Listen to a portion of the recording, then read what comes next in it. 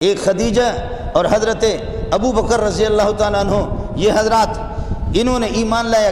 کیا مشکلات، صحابہ کی جماعت بالکل تھوڑی سی جماعت، بیت اللہ میں ان کو نماز پڑھنے کے لیے نہ چھوڑے، گھروں کے اندر نماز پڑھو۔ جیسے ہمارا کرونا آ گیا کہتے گھروں میں جمعہ پڑھو، پھر ہمارے مفتیوں نے فوراً فتویٰ دے دیا ہاں گھروں میں جمعہ پڑھو، فتویٰ برائے فروخت،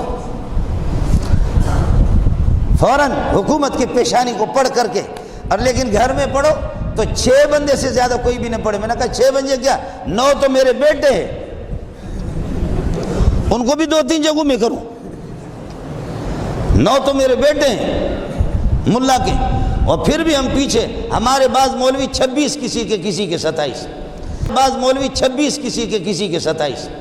ایک طالب ان سے پوچھا، ایران کا تھا 2 سال پہلے، میں نے کہا شما چنچوئے کتنے ہیں آپ؟ کہنے لگے فی الحال ہم 20 تو 2 فی الحال ہم 22 ہیں۔ میں نے کہا فی الحال کا کیا مطلب ہے؟ کہتے ہیں فی الحال کا مطلب یہ ہے کہ ابا نے 2-3 شادیاں کی، ہو سکتا ہے سال کے آخر میں جاؤں، انشاءاللہ 30 تک پہنچے ہوئے۔ وہ طالب علم بھی تو بلوچ ہی تھا اور کیا تھا۔